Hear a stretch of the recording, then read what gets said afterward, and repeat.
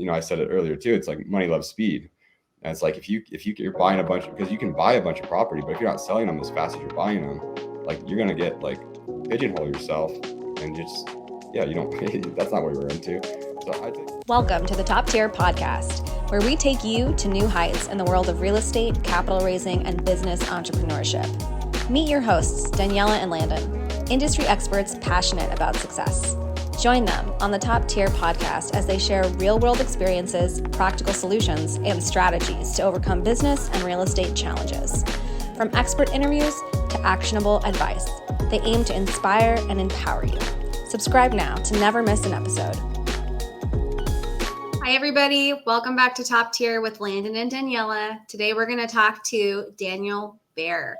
We're going to talk a little bit about his journey from paintbrushes to property lines. I'm really excited for this one. Landon, you've known Daniel for a while now, haven't you? A little bit, yeah. Him and I have been in the same spheres. We met in person actually for the first time here. When was it? Last October, I think it was, up in Montana. And then I just keep hearing his name. He just keeps popping up, and he's doing some big things in a space that I haven't really tapped into whatsoever. And, it's a space that I'm super interested in. It's one of those things where you're driving, on a Saturday and you see this empty vacant lot next to these beautiful commercial properties or other residential properties. And, there's opportunity there, but what's someone supposed to do with that? And so that's where, maybe we can learn some information on that today and whatnot. But yeah, it'll be cool to hear Daniel's story of where, the origin story of where he started and how he got into land and what attracts him to land, where he primarily focuses his efforts and what he'll tell you, money-making activities on focusing on land right now. And so hopefully there's some golden nuggets that you guys can learn today from this that you can take away and go take massive action towards that. And so with that being said, let's welcome Daniel to the podcast. Welcome, Daniel. Hey, thanks for having me on. Appreciate it. Yeah, Absolutely. Man. Thanks for joining us. So when we did, we always do a little intro with people. I mean, I know Daniel through completely different channels than Landon. Landon's known Daniel from other channels. And so we always ask for a little spiel. And I really love that you said from paintbrushes to property lines. I remember the first time I talked to you, you told me that you graduated as an artist. Yeah. Well, talk to me about, where did that come from? Did you grow up doing tons of art? Yeah, no, art was definitely my thing. And so I went to school for art education. And and that was great. But then I moved to Delaware for 2 years. And I just was painting all the time. And I had a bunch of time while I was painting to listen to podcasts. So I really jumped into bigger pockets and started learning a lot about all that. The big thing too for me at that time, right when I graduated high school, I bought a piece of land that had a mobile home on it. And that's so cool. I just didn't really realize the potential of that dirt really, because I was just I didn't own the home, I just owned the dirt, and I was just getting monthly profit. But it's just I was only getting $150 a month for that, and then oh my god, come to find out, I was I could get $400 for this, and I was man, I only need to get 10 of these things that I can just paint all the time. Oh my gosh. And then I was just quickly realized all right, well, I just need to go find the dirt. So I joined Seth Williams with RE Tipster. He was really great. I really recommend anybody that's interested in getting into land to go to his YouTube channel. He's got a lot of great free content. And so, yeah, that's where I just started picking it up. And I was starting to flip mobile homes inside of parks and just going and rehabbing them. I quickly realized too, it's oh man, this is I can only do this probably within a 2-hour radius of where I'm at. And so, the flipping dirt was man, I can do this all over the country, or, at any time. It's just, you can do it anywhere from anywhere in the country, and just travel. So that whole nomad lifestyle was really appealing to me at the time too. So that's why I was really, really into it. Interesting. So you started, really your real estate journey you were painting. So when you went to Delaware, did you go to school in Delaware for that? No, I went to the University of Wyoming. Oh, yeah. Wyoming. Okay. So you were just living in Delaware, and so you got that first piece of property, and was that kind of your aha moment into real estate? Yeah. Okay. Totally. Cool. Just that property was I kind of fumbled into it just randomly. And it's funny though how such a small thing can be such a big catalyst for, you know, just like the concept of what it can be. Cause it's like, yeah, I bought that property for like $16,000 and it was super cheap. And it's just like over time, I was like, you know, I got it reappraised. I was like, it's like worth $80,000. I can rent it for $400 a month. I'm just like, this is pretty wild. And then you can go back to it and like do you know, like refinance it and take money out of it and use it to other things. It was such a small thing, but like my parents, like we didn't come from any sort of real estate or any sort of like investing. My parents were terrible with money. And I mean, but just to have that little sample size to learn from, I mean, I would not be here without that. Do you think that, you know, what's interesting thinking about, because I come from a completely opposite side of the mindset space where you come from, an art background where there's beauty, there's more interpretation, if you will, in terms of that space, where I'm much more calculated as an engineer, everything analytically, like I am Mr. like numbers equal my language more so than a interpretation or emotion or any of those type of things. So I'm interested to hear for you, as you know, the first property was, you know, a great dip, but as you continued and you scaled and you started to do some more things, I guess, how did you intertwine your art background, your interpretation background of things into an analytical space that's really heavily numbers driven? Oh yeah, you should see my spreadsheets. They're really pretty. Yeah.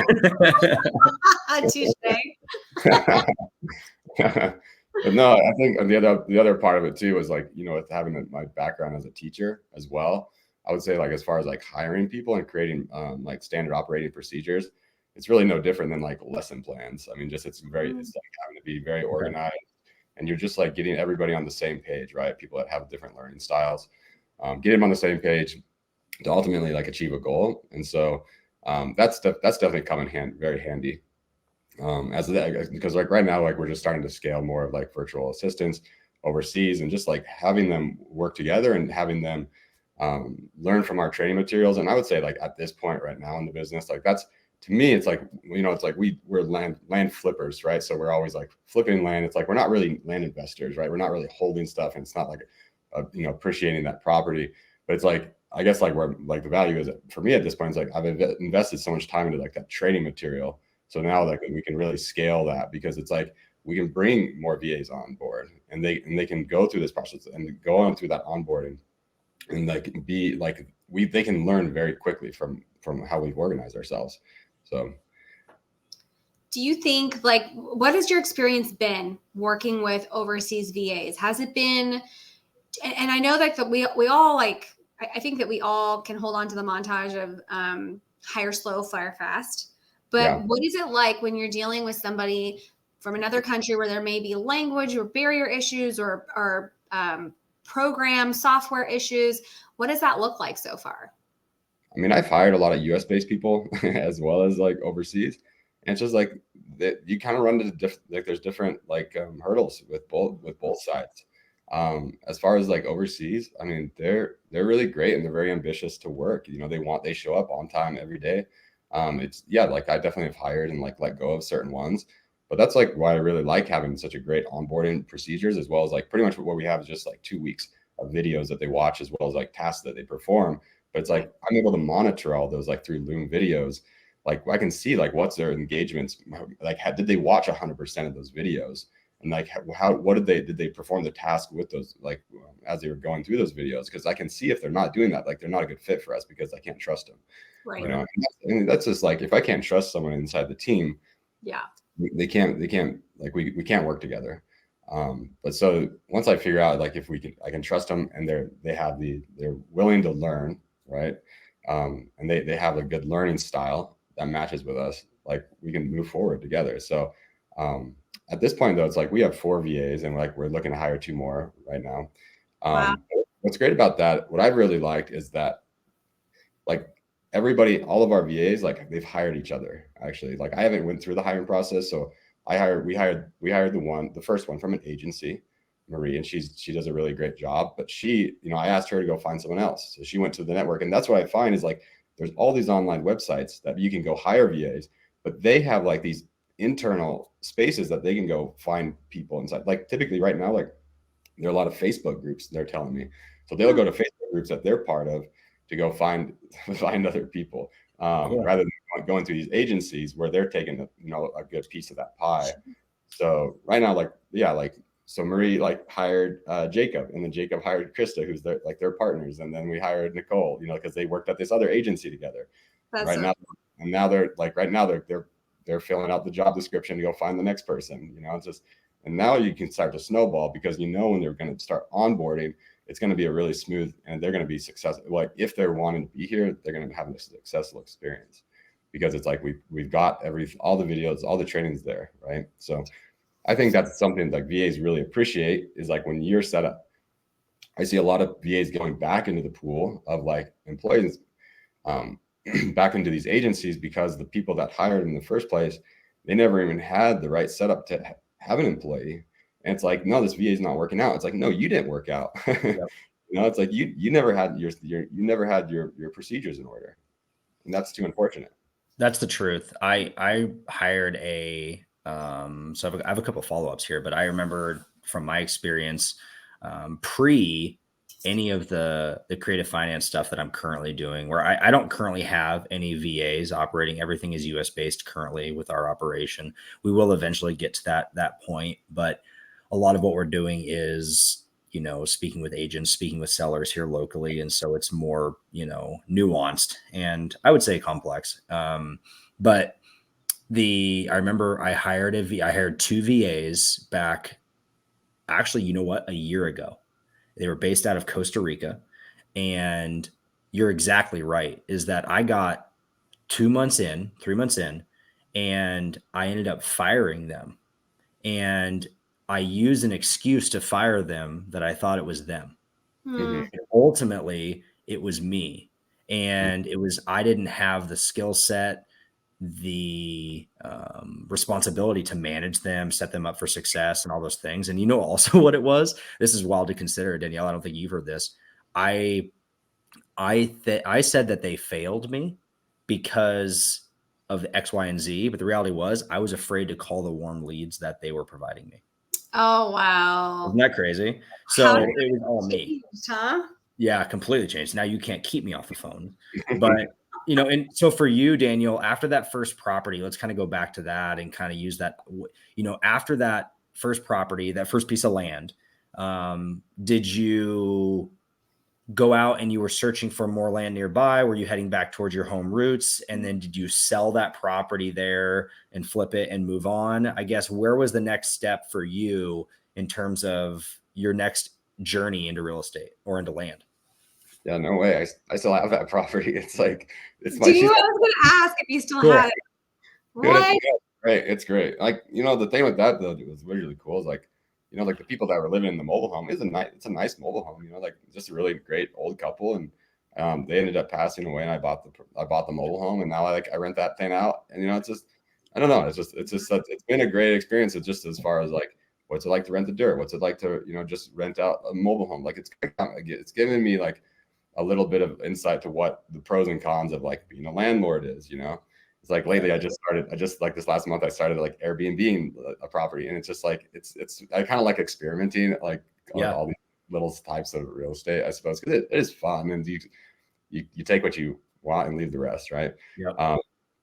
But yeah, so as far as so I still have that, and then just started to, I think like everybody else that gets into land, you start doing these little flips in the middle of the desert, and you start doing, you buy for 1,000, you sell it for 2, then you go to, you buy something for 5,000, you sell it for 10, then you go bigger, and then you go 10 to 20, and then, you keep scaling, you start getting bigger and bigger with what your criteria is. It's right now, we have a minimum criteria, we don't want to buy something if we're not going to make typically a $30,000 profit on a deal, because it's just sometimes the little deals they're more headaches than even the bigger ones. Yes. Can I ask mechanically, what does it mean to flip land? What is it other than finding I understand the concept of I find this home, I fix it up, I flip it. But what does it look like with land? Yeah. So just, originally, originally it was just sending out direct mail, right? So you send out direct mail to a bunch of landowners, you get a list, and you merge that and you send those out. And then from there, once you acquire that property, when we first started, we were all just doing in-house closings, which I never do anymore. But then after you acquire it, you list, like, even then too, it's like when I first started, we were doing the dispo side as well. And like now I use all realtors when we sell property. But yeah, so now it's just, we would list it, like we would have a website and we'd put it on land.com and we'd put it on Facebook Marketplace and Craigslist and all those, it was quite a pain, but it's a good education to know, like, what are you outsourcing? Like I really love the book, Who Not How. It's just like always, it's just like, get a realtor, get a title company. This is all insulation to protect you, and it makes your job so much easier.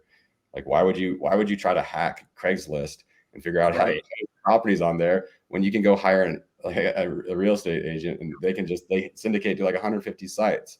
It's like, right. Yeah.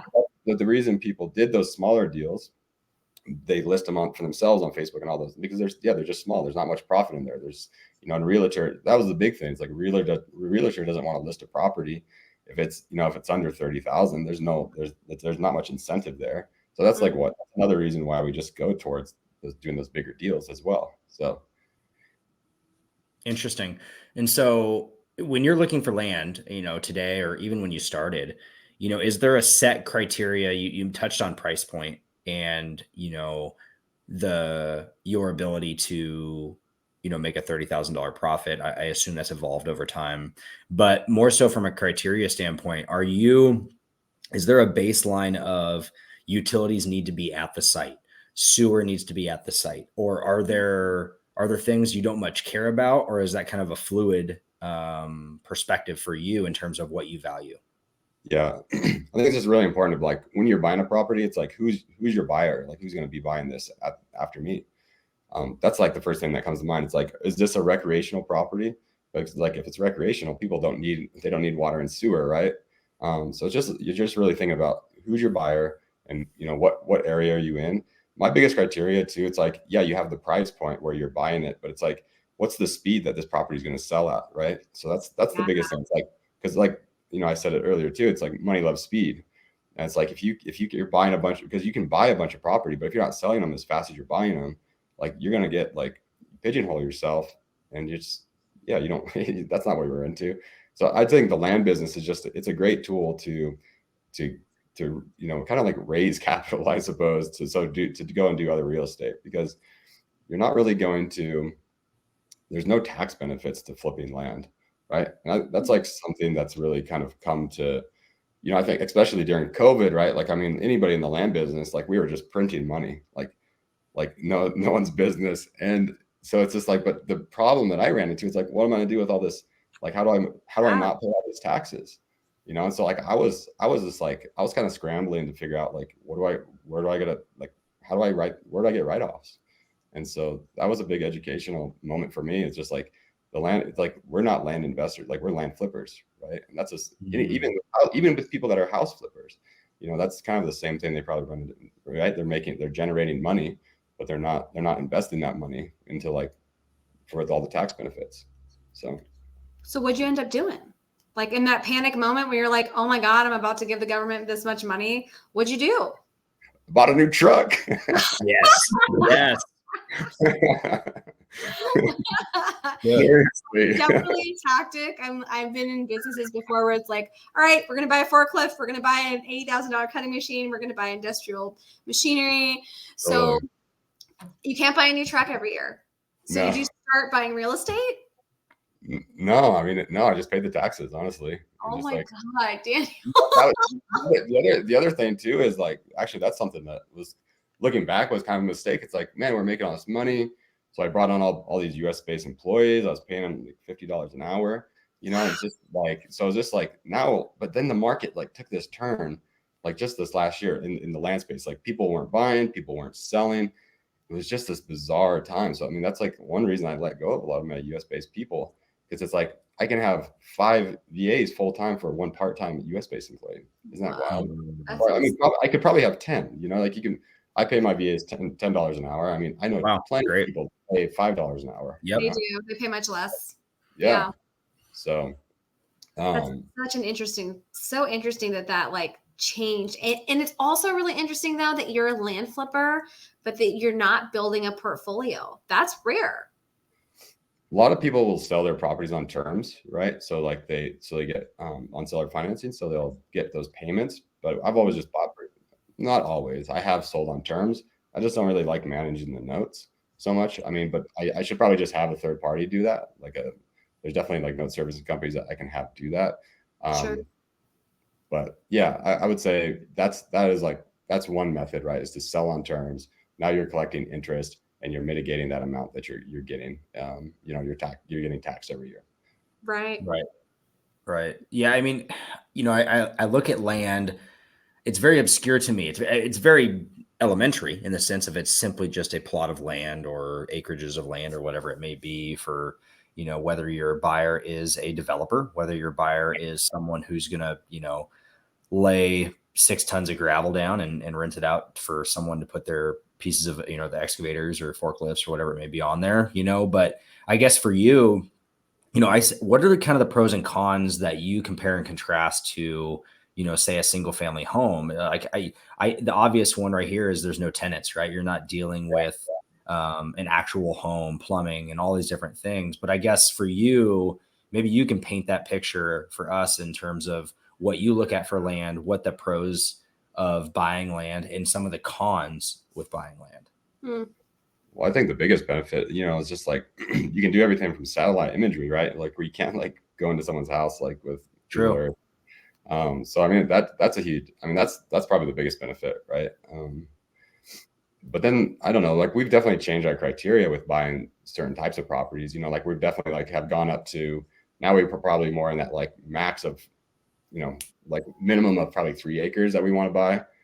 Because like what we found is like the smaller the properties, like the more the potential problems are. Like once you get below 1 acre, like especially with the health department has had so many changes, especially during like time of COVID where people are moving out to these rural areas, right? You can't have like if you don't have 1 acre, you can't really put a septic and a well. Right. If you have less, you can't put that because you can't have your drinking water next to your poo-poo water, and that's just the way it is. So. So, by buying larger acreage, you have more exit strategies, right? You're looking at maybe having an exit strategy of it's a recreational property or it's a property that you can build on. So now you're just I think that's also like a big shift that I've had in my business is just where do I want to, how do we like change the criteria for what we're targeting? So it's like, we're looking at larger acreage now. We're only targeting people that are 55 years or older. And those are our sellers. Like people they're younger and they're not selling. Right. We want people that are an hour away from these properties, so just looking at a lot of different criteria of like, who's our seller and what are the properties that have been most profitable to us. So. Interesting. Yeah. I mean, I have a colleague a mutual colleague of ours. His name is Torrin Murfin that, he focuses primarily in residential with foreclosure space and preventing foreclosures and in the cash space. But there's many times that him and I will be chatting and there will be an empty lot next door that his exit strategy for that he'll purchase that land and realize there's an apartment developer next door that needs that for, say, parking or needs that for developing more, a triplex, duplex, whatever it may be, and end up selling it to them and pre-shopping it to the owner of the apartment complex. Right. And so I guess for you, who right now in your business, who are your end buyers? Who are you focusing on, or what types? You said you mentioned larger plots of land. So I presume your developers, or excuse me, your end buyers are developers that are building out tract homes or building out custom homes, or I guess what are you primarily focusing on as your end buyer Rolodex right now? Yeah, so typically typically the end user is actually the person buying them. So the people that are looking to build a home. Okay. So like they're not typically like the contractors. Like, yes, we do have contractors that buy from us, but it's typically the end user that wants to build a house. Or like you were kind of saying earlier, the neighbor wants to buy it and they don't want neighbors. That's the big one. That's probably our biggest buyer is just neighbors. Like think about it. It's like you have the opportunity not to have neighbors. Like why not? It's like the only opportunity you're ever going to get in your life. Once that thing goes, it's gone. Right. That's so true. So I don't know, Landon, I don't know if you know this, but I'm a planning commissioner in my coastal city. And so I serve on the planning commission and I deal with a lot of housing policy, land development, all things California, because California has a lot of different overlays and rules as far as what you can build and where. California? Like, on one side of the highway, it's like the coastal commission. On the other side of the highway, it's the hillside preservation district. It's all of these overlays. And I'm in a really tight little neighborhood right on Highway 1 across the street from the beach. And it goes up into the valley. And just recently, we had this issue where there's still these pockets of lands up on these hillsides behind these homes, you know, but most of the homes in this area are built on 5,000 square foot lots. So you're talking 2 to 5,000 square foot lots. There are 2,000 square foot lots in this neighborhood selling for $700,000 California. that you can't build on. That nobody realizes that you cannot build on them. So 25,000 square foot plot in between a bunch of houses right on the hillside. So you've got houses down here and you've got houses up here. And this comes before the planning commission. And people are like, you're about to build a 3,000 square foot house with a 3-car garage, an ADU on top. And all of a sudden I went from looking at the hills to having, you're going to look into my bedroom. Yeah. That's what this is going to be. You're going to look into my bedroom. And the city attorney very interestingly said, if you purchase a piece of land that is zoned residential, you can bet or should bet that any plot next to you will be built zoned residential. And that was, it's like so gutting for these people that have been here for so long. But at the same point in time, welcome to America. welcome to America. And two, like, I mean, here, you can't just buy a 25,000 square foot. I mean, that's a several $1 million piece of land. That's more than most of these people's existing homes. So I find it super fascinating. And I totally would do the same thing. If I bought a rural piece of land, I'd be like, nope, this is why I'm here. I'm going to insulate myself, especially if it was affordable. Yeah. It's crazy. Yeah.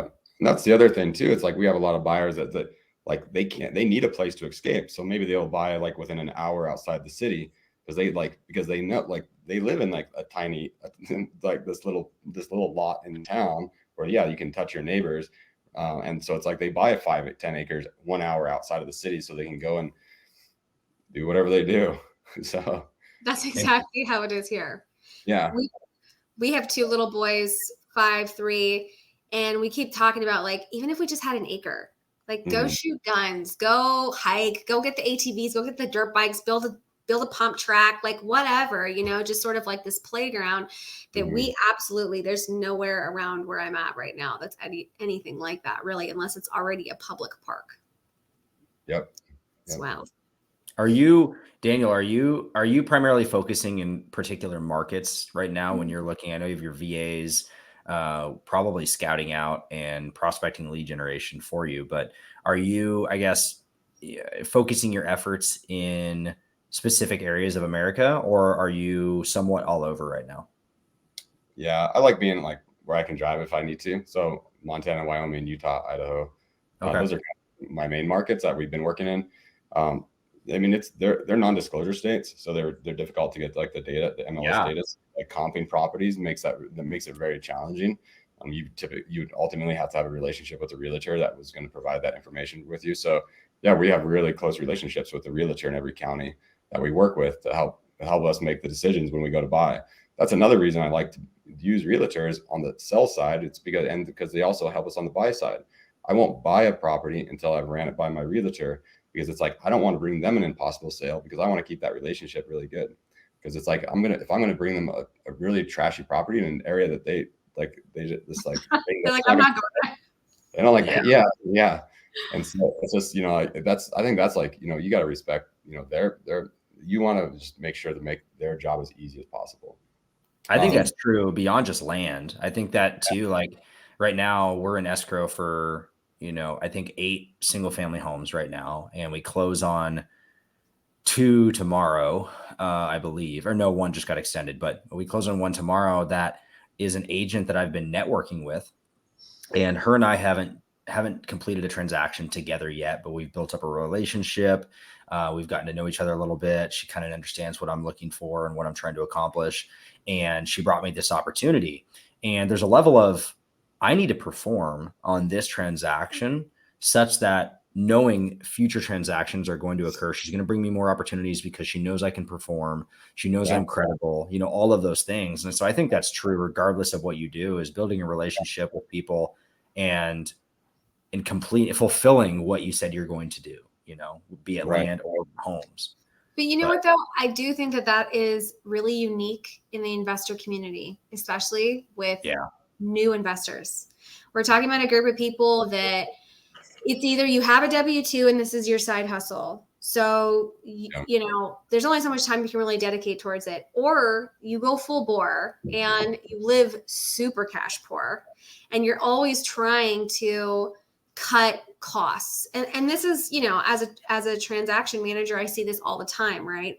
Folks are like, no, I got it. And I'm going, okay, that's totally your choice. Like, you should learn how to run a transaction as an investor. Like, you should know how to do these things or engineer these things. And then you maybe get to the point where you work yourself out of that or whatever it is. But you lose momentum and steam when you don't build the team from the beginning. And this is something that I fought forever as a business owner. Always trying to do everything myself. Always, because you don't want to carve out that $55 an hour or $50 an hour for a US based employee, or even hire a VA, whatever it is. And recently I've started to really understand like how much faster you can grow if you bring in the realtor. You pay the commission.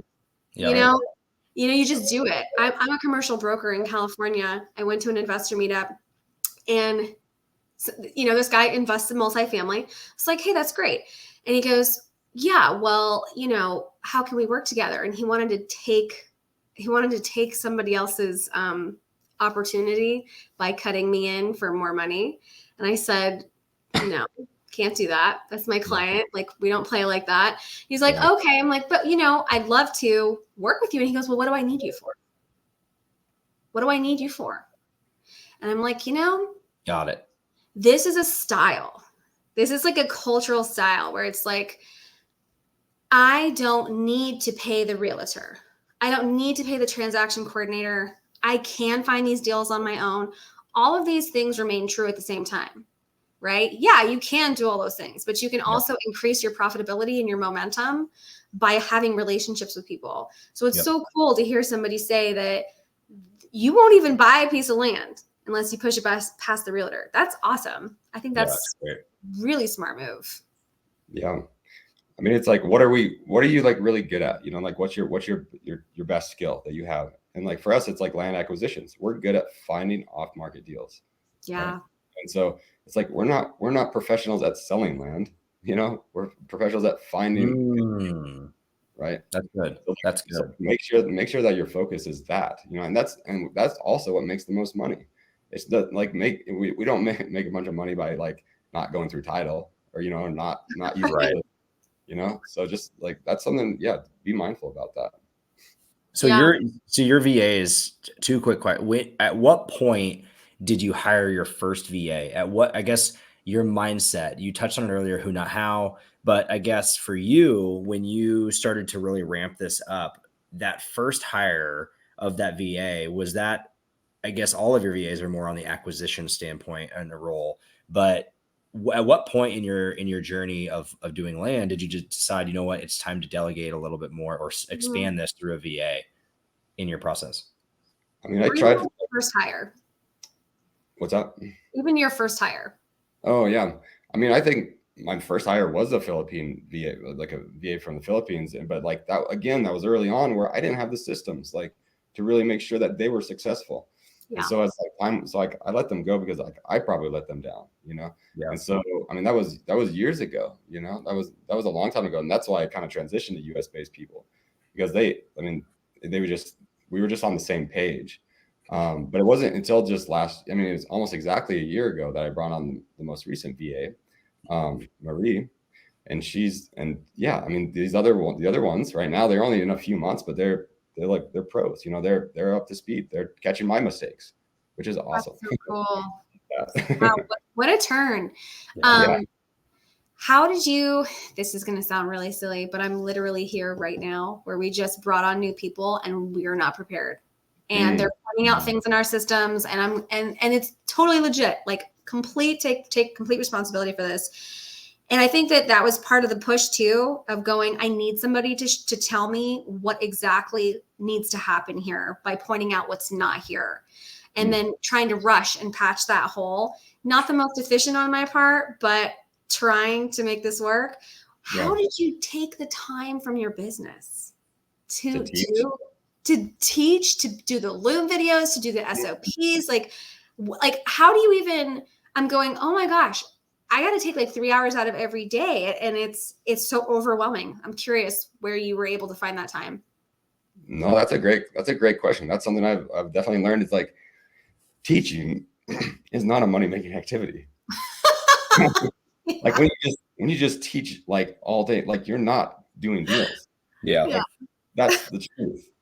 I mean, thankfully we're at a point now where like the material's there. But with that being said, I think early on it was like, I will make these videos and I'll figure this out. But nowadays it's not me. Now I delegate to who's the best person to make these videos or to write those procedures, and they do it. And that's actually been just this morning I was talking to Nicole, and she's, she just started. She's very new. And she told me, she's just like, what I really like is that everybody makes the videos, because everyone has a different teaching style, and it kind of makes them feel like a part of it, And I think that's the biggest thing is like, especially I think a lot of people will like, employers won't really hand over that responsibility or that trust to let them do those type of things. Like, but they do want to manage, like they do want those bigger responsibilities, but we just don't let them have that, unfortunately.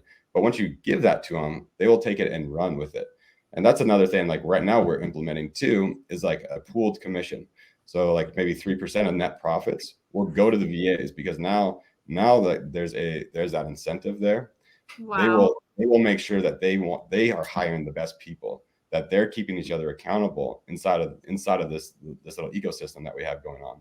So I think, because it's like, that 3% may seem small to us, but that will probably surpass their hourly income, which is a huge thing. And it's like, the other thing is like, what are their goals? Like having meetings about, like, you have all your goals, but like, what are your VA's goals? Like, what do they want to do? It's like, one of ours wants to buy a truck, the other one wants to build a house for their mom, and it's just like, it's really cool to really start to realize, like, what are we trying to achieve? But like, what's your team trying to achieve as a whole?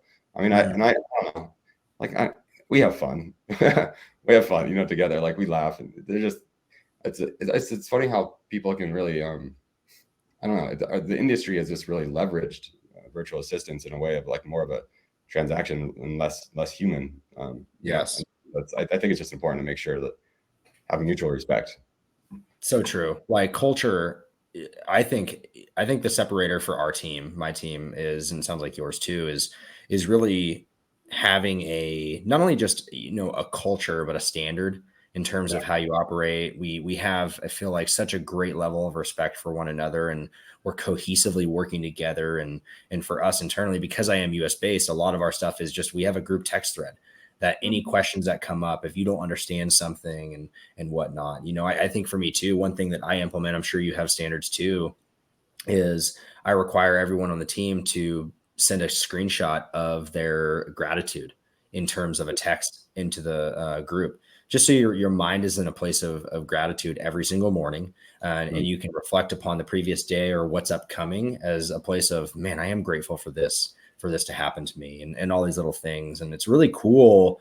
There's been days where I've been sick, and so I've slept in or whatever it may be. And I open my phone and the team is just operating without me having to lead the charge and do those things, and seeing what they're grateful for and all the things and how their lives are evolving and changing. One guy's getting engaged here, one guy bought his first rental property here, and what they're grateful for to go to this event and all these little things. And it's really cool. You get a snapshot glimpse into what is really going on in their lives just through what they're grateful for.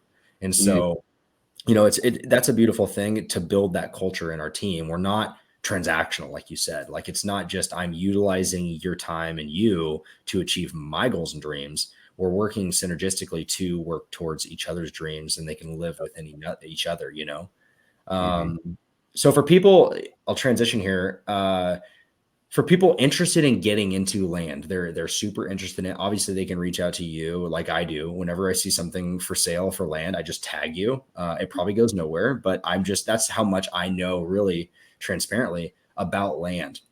So someone who's relatively new, like I am, in the land space, where would someone like me get started? What would I do to find a plot of land, know how much it's worth, and who my end buyer is, that I could arbitrage it to sell it to them? Yeah. I mean, ultimately, like going through a course, I mean, you can rip through those courses pretty quickly, but like Seth Williams, man, he's got so much free material really to just watch on YouTube. That's where I would go to, like, if I was getting started again, like if I didn't know anything, I would just go watch his YouTube channels. I mean, that's enough to get you going. Okay. I think the biggest thing is just understand how to like comp land, right? Right. So just, I mean, ultimately, like working in a non-disclosure state is going to be very challenging if you don't know how to do that. And it took me a long time to crack that nut. So I would say, like, go to a disclosure state where you have like access to all the sales data. I mean, right now, like even for us, like we're right now like transitioning to like South Carolina, Tennessee, Virginia, these other states as well, because they're disclosure states, and it's just easier. It's easier to work in. Like, yes, more investors are there, but you can go through it so much faster.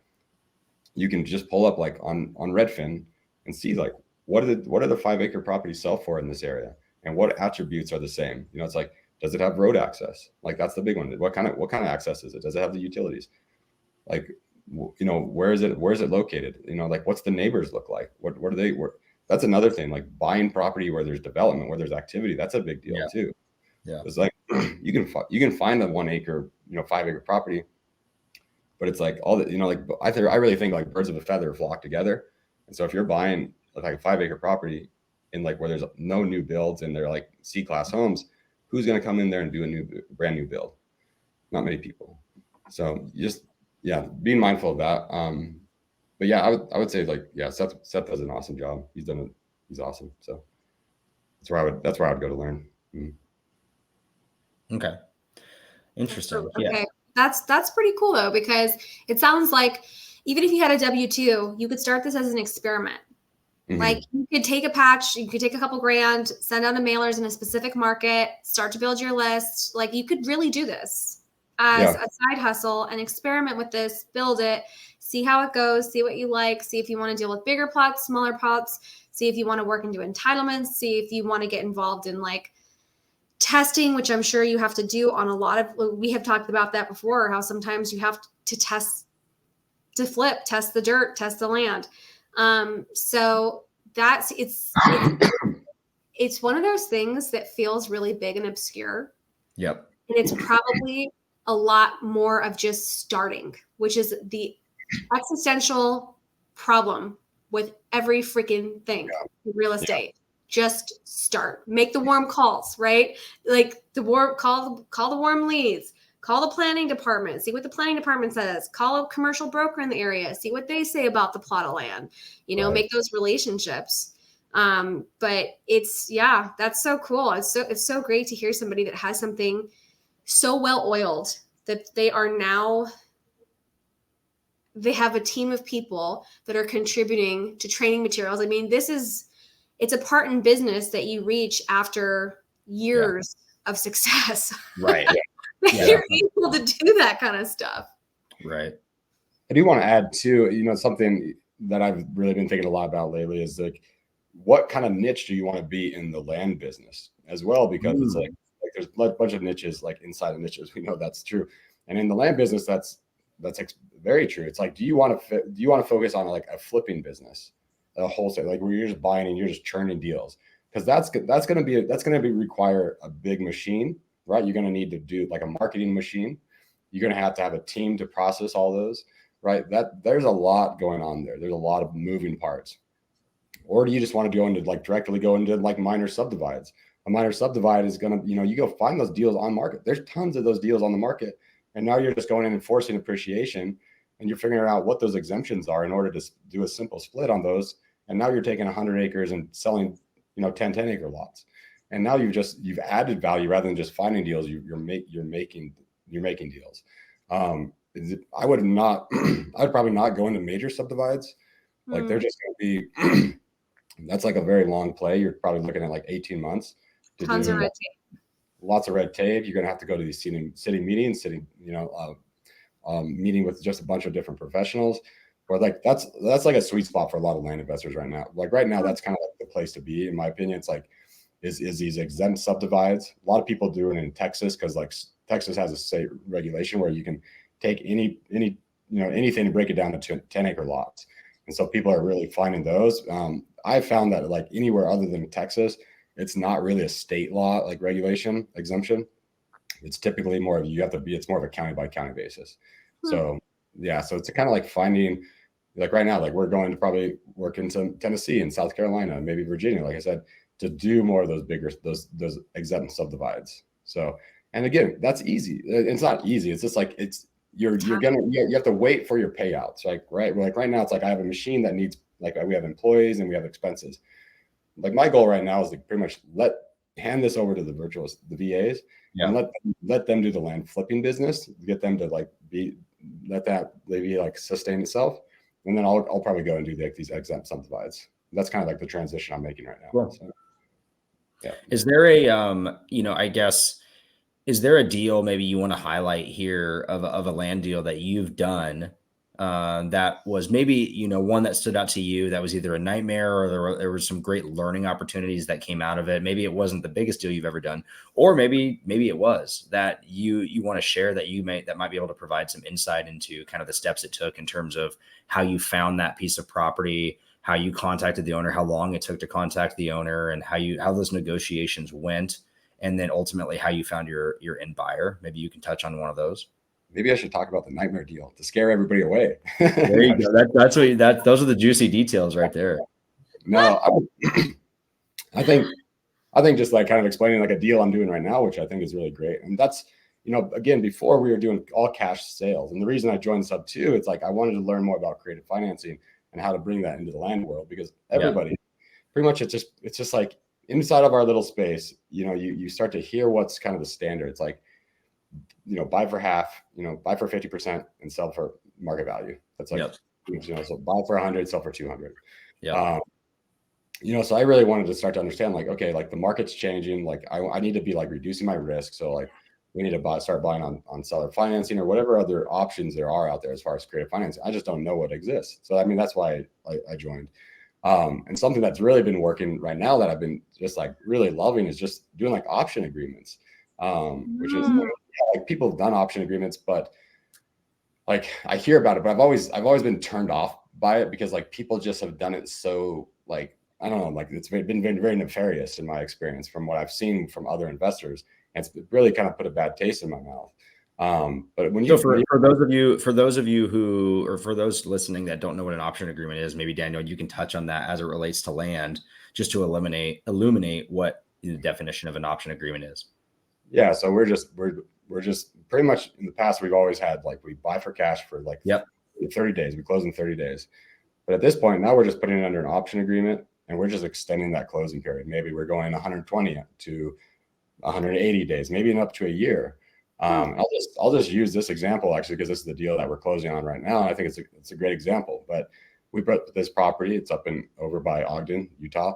And, we got it under contract for $250,000. It's 15 acres. It can probably be split up into like, 3 5-acre lots. It's a really just amazing property that is honestly just, it wouldn't see the market, but this guy, is very old. He's just had hip surgery, doesn't want to leave his house and doesn't have a computer.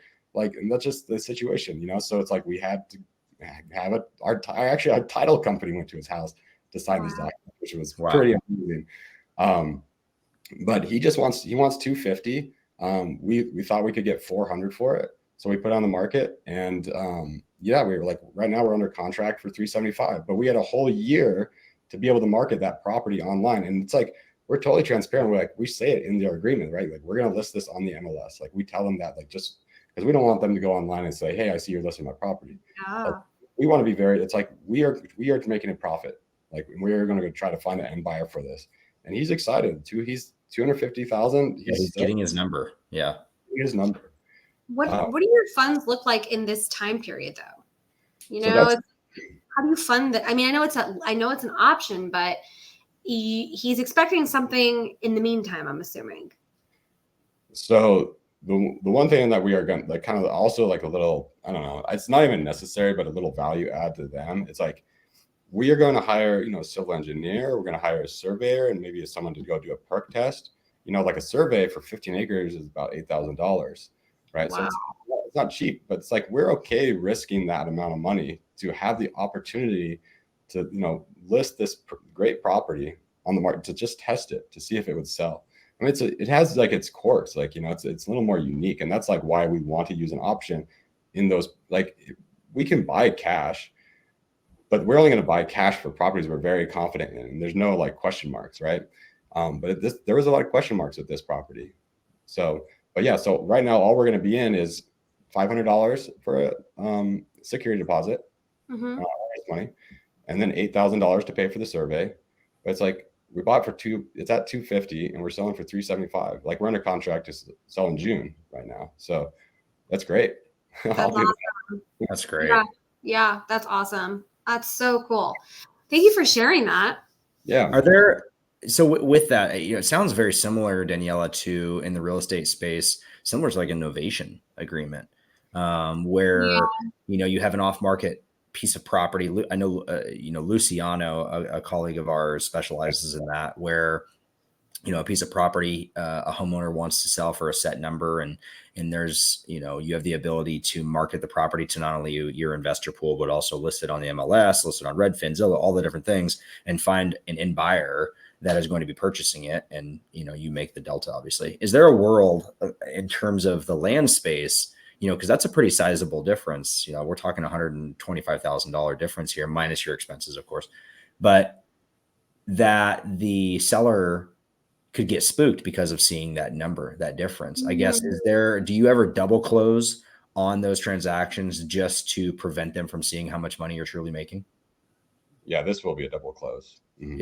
Yeah. I mean, we're doing that right now for a portfolio we're working on where the spread is to $1.75 or $2 million, that we're selling a portfolio of single families, duplex, triplexes in Ohio to a hedge fund, and where we're under contract for mid eights, and we're going to sell it in the tens of millions of dollars. And so that's something that at the closing table the seller could go, whoa, I'm leaving money on the table. So we're going to close that and simultaneously close with the hedge fund buyer.